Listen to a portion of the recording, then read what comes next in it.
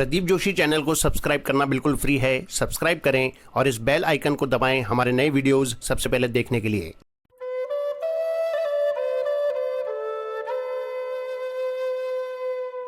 स्वामी रामसुखदास जी महाराज को शत शत नमन।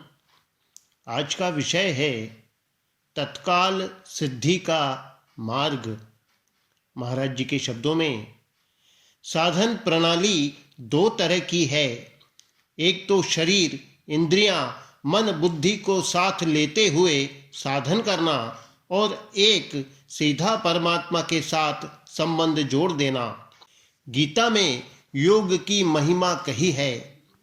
योग नाम है समता का, तो पहले ही समता को पकड़ ले, चाहे वह अभी धारण नहीं हो।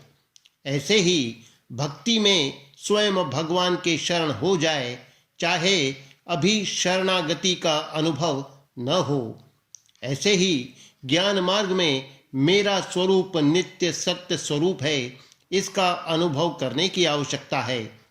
कर्म योग और भक्ति योग में केवल आपके निश्चय की आवश्यकता है और ज्ञान योग में अनुभव की आवश्यकता है। यह इन दोनों में फर्क है, परंतु अनुभव करें चाहे एक निश्चय करें, इसका फल एक ही होगा, इसमें संदेह नहीं। ज्ञान मार्ग में वास्तव में मेरे स्वरूप में कोई विकार नहीं है, इसमें स्थित रहने से जितनी जल्दी सिद्धि होती है उतनी क्रम से श्रवण मनन निधिध्यासन करने से नहीं होती। इसमें बहुत दूर तक जड़ता का साथ रहता है। जो ध्यान योग से परमात्मा की प्राप्ति चाहते हैं उनको प्राप्ति तो होगी, पर ध्यान योग में बहुत दूर तक जड़ता साथ रहेगी। परंतु गीता के कर्म योग, ज्ञान योग और भक्ति योग के साथ जड़ता की आवश्यकता नहीं है।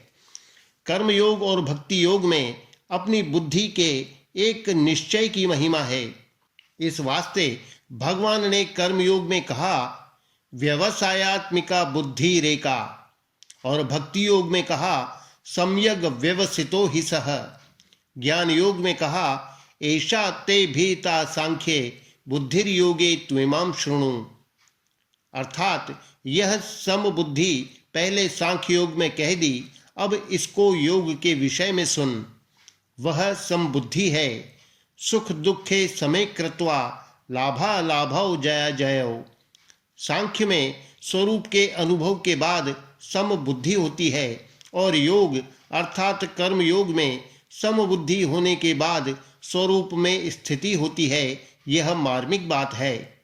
वास्तव में स्वरूप में जड़ता नहीं है, ऐसा विचार के द्वारा ठीक अनुभव हो गया तो अब इसमें स्थित रहने से जितनी जल्दी सिद्धि होगी उतनी जल्दी सिद्धि दोषों को दूर करने, श्रवण मनन निधिध्यासन ध्यान करने से नहीं होगी।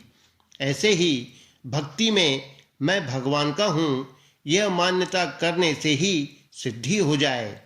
मान्यता कैसी होनी चाहिए? जिसको कोई हटा न सके, ऐसी दृढ़ मान्यता। जैसे पार्वती जी ने कह दिया, जन्म कोटि लगी रगर हमारी, बरऊं शंभु न त रहऊं कुंवारी, तजौ न नारद कर उपदेशु, आपु कहहीं सत बार महेशु। भगवान शंकर स्वयं 100 दफा कह दें कि मैं तेरे को स्वीकार नहीं करता, तो भी मैं छोड़ूंगी नहीं। यह मतलब है मानने का। जब आपने दृढ़ निश्चय कर लिया तो उसकी प्राप्ति के लिए आपके द्वारा स्वतः साधन होगा, आपकी स्वाभाविक वृत्ति होगी। कारण उसमें यह है कि आपकी अहंता बदल जाएगी। इसमें अभ्यास नहीं है। अभ्यास का वर्णन गीता में थोड़ा आता है, जैसे यतो यतो निश्चरति अभ्यास योग युक्तेन अभ्यासेप्यसमर्थोसि अभ्यासाग्रमते। जहाँ अभ्यास के द्वारा काम होगा वहाँ जड़ता की सहायता लेनी ही पड़ेगी। बिना मन बुद्धि के अभ्यास नहीं होगा। परंतु जहाँ स्वयं से काम होता है वहाँ अभ्यास की जरूरत नहीं है। आपका विवाह होता है तो उसका अभ्यास करना पड़ता है क्या? मैं विवाहित हूँ, इसके लिए कोई माला जपनी पड़ती है क्या? मान्यता में अभ्यास नहीं करना पड़ता, उसकी सिद्धि तत्काल होती है। मैं जो ये कहता हूँ कि तत्काल सिद्धि होती है, इसको समझने के लिए आप लोग मेरे पीछे नहीं पड़ते कि यह कैसे होगा। मेरे कहने से पीछे पड़ जाओ, यह पीछे पड़ना नहीं है। हृदय में लाग अर्थात धुन लग जाए। कोई गृहस्थ छोड़कर सच्चे हृदय से साधु हो गया तो हो ही गया, बस। इसमें अभ्यास नहीं है। क्या वह साधु होने का अभ्यास करता है? आपकी बेटी क्या अभ्यास करती है कि मैं बहू बन गई? अभी आप गोरखपुर में हैं, तो क्या हम गोरखपुर में हैं इसका अभ्यास करते हो? नींद खुले तो भी मालूम होता है कि मैं गोरखपुर में हूँ। कोई पूछे तो चट यही बात आती है कि मैं गोरखपुर में हूँ। इसकी एक माला भी जपी है क्या? इसमें देरी नहीं लगती, क्योंकि इसमें अभ्यास नहीं करना पड़ता। अभ्यास करने में देरी लगती है। आपको कर्म योग और ध्यान योग दोनों की बात बताऊं। गीता की बात है, मेरी मन गणंत बात नहीं है। भगवान कहते हैं, प्रजहाति यदा कामान सर्वान पार्थ मनोगतान आत्मन्येवात्मना तुष्टः स्थित प्रज्ञस्तदोच्यते। हे अर्जुन, जिस काल में साधक मनोगत संपूर्ण कामनाओं का अच्छी तरह त्याग कर देता है और अपने आप से अपने आप में ही संतुष्ट रहता है, उस काल में वह स्थित प्रज्ञ कहा जाता है। कामनाओं को मनोगत कहने का तात्पर्य है कि मन कामना रूप नहीं है। कामना आगंतुक है, मन में आती है। अतः कामना मन में हरदम नहीं रहती। आप कहते हो कि कामना मिटती नहीं, और मैं कहता हूँ कि कामना टिकती नहीं। 10, 15, 20 मिनट भी आप में निरंतर कामना नहीं रहती। वह तो छूट जाती है और आप दूसरी कामना पकड़ लेते हो। इसका खूब अध्ययन करना, फिर प्रश्नोत्तर करना, ऐसी कामनाओं का त्याग करना है। किन किन कामनाओं का त्याग करें? तो कहा सर्वान, अर्थात संपूर्ण कामनाओं का त्याग करें। कोई भी कामना न रहे। यह बात आपको जरा भारी लगेगी कि भगवान मिलें, भगवान के दर्शन हो, यह कामना भी न रहे। यद्यपि भगवान के मिलने की, उनके दर्शन की कामना कामना नहीं मानी गई है। कामना जड़ की होती है, चेतन की कामना नहीं होती, आवश्यकता होती है। परंतु यह भी न हो। अब ध्यान योग की बात बताएं आपको। भगवान कहते हैं, यदा विनियतम चित्त मात्मन्येवावतिष्ठते निह स्पृहः सर्व कामेभ्यो युक्त इत्युच्यते तदा। वश में किया हुआ चित्त जिस काल में अपने स्वरूप में ही स्थित हो जाता है और स्वयं संपूर्ण पदार्थों से निष्प्रह हो जाता है, उस काल में वह योगी कहा जाता है। अब कर्म योग के और ध्यान योग के श्लोकों का मिलान करके देखें। कर्म योग में कामना के त्याग के बाद परमात्मा में स्थिति है और ध्यान योग में परमात्मा में मन लगाने के बाद कामनाओं का त्याग है। यह दोनों में फर्क है। अब ध्यान योग में कामनाओं का त्याग होने के बाद क्या होगा? यथा दीपो निवातस्थो, जैसे स्पंदन रहित वायु के स्थान में स्थित दीपक की लौ चेष्टा रहित हो जाती है, हिलती डुलती नहीं। योग का अभ्यास करते हुए यत चित्त वाले योगी के चित्त की वैसे ही उपमा कही गई है। ऐसा कहने के बाद चित्त निरुद्ध हो जाता है। अब इस निरुद्ध अवस्था में भी चित्त उपराम हो जाता है। तब चित्त से संबंध विच्छेद होने पर ध्यान योगी अपने आप में संतुष्ट होता है। यत्रो परमते चित्तम निरुद्धम योग सेवया यत्र चैवात्मनात्मानं पश्यन्नात्मनि तुष्यति। चित्त उपराम कैसे होगा? संसार का कोई आदर न होने से, निरुद्ध अवस्था अर्थात समाधि होने से चित्त संसार में तो जा नहीं सकता और परमात्मा तत्व को पकड़ नहीं सकता, इसलिए वह उपराम हो जाता है। उपराम होने से अपने आप में स्थिति होती है। परंतु कर्मयोग में कामनाओं का सर्वथा त्याग होने पर तत्काल स्वरूप में स्थिति है। ध्यान योग का फल बताया है। तम विद्या दुख संयोग वियोगम योग संगीतम, अर्थात जिसमें दुखों के संयोग का ही वियोग है उसी को योग नाम से जानना चाहिए। इसी को पहले समत्वम योग उच्यते कहा है। यह योग ध्यान योग का फल है। ध्यान योग को चित्त वृत्तियों के निरोध को गीता ने योग नहीं माना है। गीता ने दुख संयोग वियोग को अर्थात जड़ता से सर्वथा वियोग को ही योग माना है। पातंजल योग दर्शन चित्त वृत्ति निरोध को योग मानता है।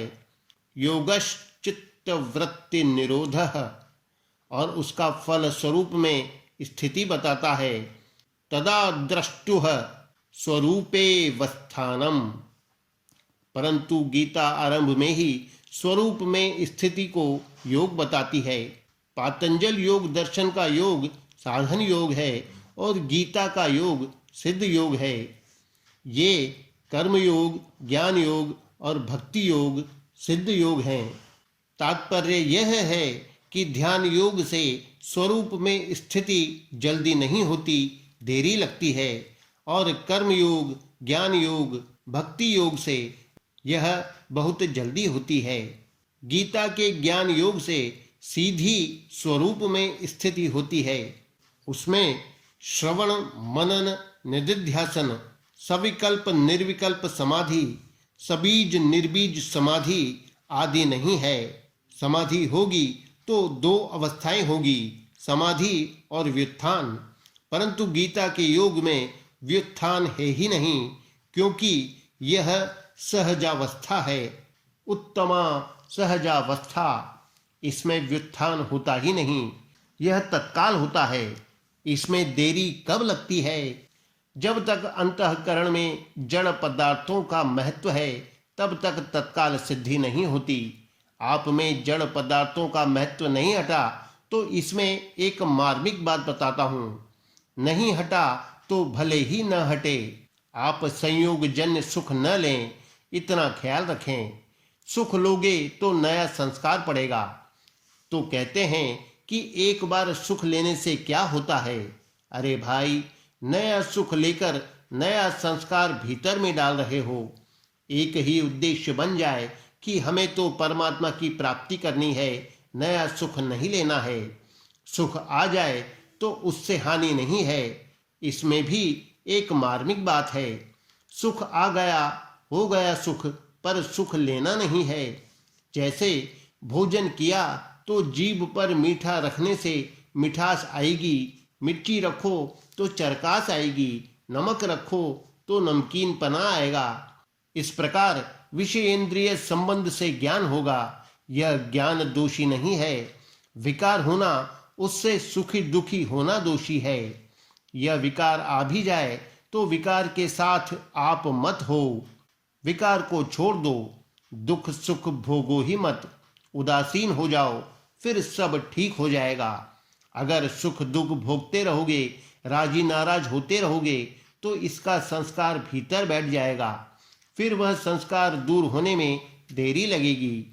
इसमें भी थोड़ी छूट बताऊं कि किसी वक्त व्यवहार में विकार हो भी जाए तो परवाह मत करो, परंतु जब विचार करने बैठें उस समय मेरे में विकार बिल्कुल है ही नहीं, इसको दृढ़ता से मानो। क्षण परिणामिनो भावा ऋते चिति शक्ति है। एक चित शक्ति अर्थात चेतन के सिवा सबका सब क्षण परिणामी है। अतः वह मेरा स्वरूप नहीं है, मेरा नहीं है, मेरे लिए नहीं है। इस प्रकार चिति शक्ति में दृढ़ता से स्थित रहो कि मेरे में विकार है ही नहीं। उस चिति शक्ति में जितने दृढ़ रहोगे उतनी ही आप में विलक्षणता आएगी। जिन मन बुद्धि इंद्रियों को आप वश में नहीं कर सकते हो, अपने में एक कमजोरी का अनुभव होता है, वह कमजोरी नहीं रहेगी। आपको आश्चर्य आए ऐसा बल आ जाएगा। काम को जीतने की, क्रोध को जीतने की, लोभ को जीतने की, मोह को जीतने की, मात्सर्य दोष को दूर करने की ताकत स्वतः आ जाएगी, परंतु ताकत लेने के लिए स्थित नहीं होना है। इसका विचार ही नहीं करना है कि हमें ताकत लेनी है। केवल चित्त शक्ति में अपने स्वरूप में स्थित होना है कि मेरे में कोई विकार नहीं है। दिन में 10 बार, 15 बार, 20 बार, 50 बार, 100 बार, 2-2, 3-3 सेकंड के लिए भी इसमें स्थित हो जाओ कि हमारे में दोष नहीं है। अपने स्वरूप को संभाल लो। शंकर सहज स्वरूपु संहारा, यह तत्काल सिद्धि देने वाला योग है। इसमें देरी का काम नहीं है। उन ऋषियों आदि को इतना समय लगा, इतने वर्ष लगे, ऐसा देखकर इस बात को रद्दी कर दो तो आपकी मर्जी। मेरी प्रार्थना तो यह है कि आप इस बात को मान लो, करके देख लो। अगर देरी में सिद्धि हो तो देरी वाला साधन तैयार है, उसमें तो हानि होगी ही नहीं, उसे कर लेना। परंतु मैंने जो बताया है वह सीधा मार्ग है। उसमें मन, बुद्धि, इंद्रियों आदि की कोई जरूरत नहीं है।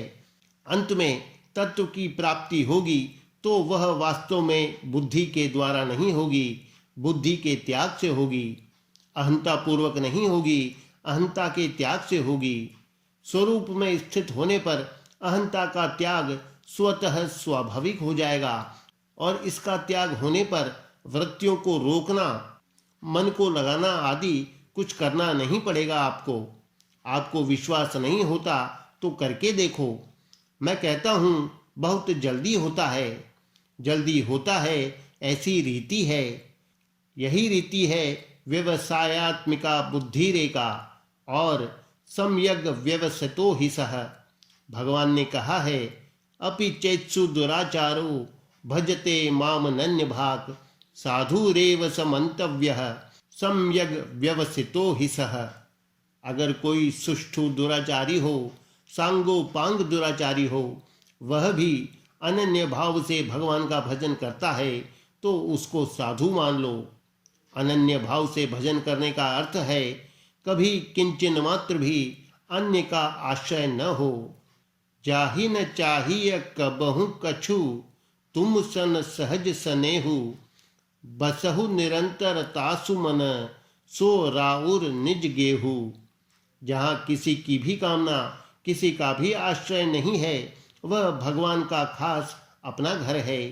जहाँ जड़ता का आश्रय है वह भगवान का अपना घर नहीं है, उसमें भगवान नहीं बैठे हैं। आपने कामनाओं को घर दे रखा है तो कामनाएं बैठेगी वहाँ। किसी भी अवस्था में, मृत्यु की अवस्था में, महान संकट की अवस्था में भी कोई चाहना न हो। ध्यान देना, एक मार्मिक बात बताऊं। अपि चेत्सु दुराचारो भजते में भजते क्रिया का करता है सुदुराचारः। तात्पर्य है कि वह पहले सुदुराचारी था, यह बात नहीं। जिस समय वह भजन करता है उस समय वह सुदुराचारी है। अभी दुराचार छूटा नहीं है, परंतु भीतर में दुराचार का आदर नहीं है, आश्रय नहीं है। भगवान कहते हैं कि उसको साधु मान लो। साधुरेव समन्तव्यः, यह विधि है, आज्ञा है, हुक्म है। हुक्म इसलिए दिया कि ऐसा दिखता नहीं, उसको हम साधु कैसे माने। आप खुद उसे सुदुराचारी कहते हैं, इसलिए कहते हैं कि उसको साधु ही मान लेना चाहिए। यह हुक्म है हमारा। किस कारण माने कि उसने निश्चय पक्का कर लिया। सम्यग व्यवसितो हि सह, अपने निश्चय से कभी डिगता नहीं। कारण क्या है कि यह स्वयं साक्षात परमात्मा का अंश है। इसने संसार का, पदार्थों का निश्चय कर लिया। यही तो गलती है। संसार से विमुख होकर एक भगवान का निश्चय कर ले तो फिर देरी नहीं लगती। क्षिप्रम भवति धर्मात्मा शश्वच्छांतिम निगच्छति, अर्थात वह तत्काल धर्मात्मा हो जाता है और शाश्वती शांति को प्राप्त हो जाता है। उस भक्त का कभी विनाश नहीं होता। न में भक्तः प्रणश्यति। मनुष्य भक्ति करते करते भी भक्त होता है और अहंता को बदलने से भी भक्त होता है। मैं भगवान का हूँ, इस प्रकार अपनी अहंता को बदल दे तो उसी क्षण भक्त हो जाता है। जैसे किसी गुरु का चेला हो गया तो हो ही गया, बस अब आगे गुरु महाराज जाने। गीता के अंत में यही अर्जुन ने कहा है, करिष्ये वचनम तव, यही शरणागति है जो तत्काल सिद्धि देने वाली है।